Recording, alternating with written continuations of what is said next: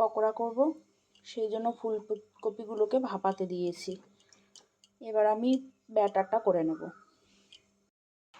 পকোড়া করতে আমার লাগবে এই যে বেসন, চিনি আর চালের গুঁড়ো, লবণ, হলুদ আর সামান্য একটু গোলমরিচের গুঁড়ো দেব। ঠিক আছে, চলো নিয়ে নিচ্ছি।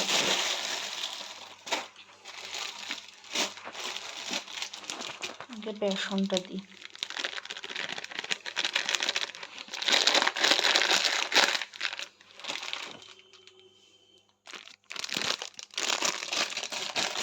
বেসন দিলাম, একটু চালের গুঁড়ো দেবো,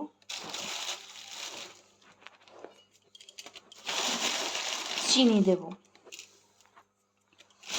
এটাতে চিনি না দিলে হয় না, গুড় দিলে হয়তো দলা দলা থেকে যাবে, সেই জন্য আমি চিনি দিলাম। এবার একটু দেবো গোলমরিচের গুঁড়ো,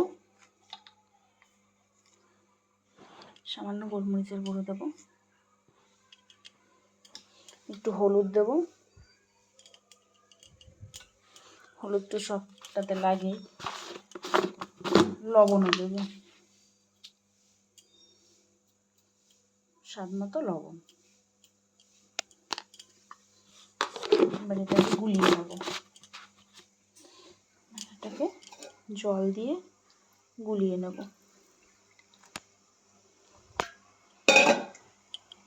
এটা ভাপানো হয়ে গেছে, এবার আমি পকোড়াটা করব। পকোড়া করার জন্য তেল দিয়ে দেব, কড়াতে তেল দিয়ে দেবো, গরম হলে তারপরে একটা একটা করে ছেড়ে দেবো। এগুলোকে একটু এর মধ্যে মাখিয়ে নিই, সুন্দর করে একটু মাখিয়ে নেব।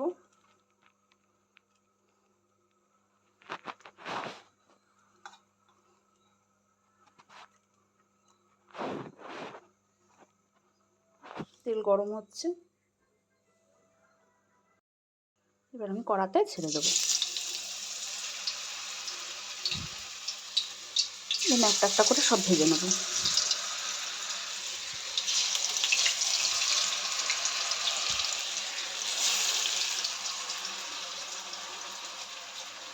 আরও দেওয়া যাবে সাইড দিয়ে।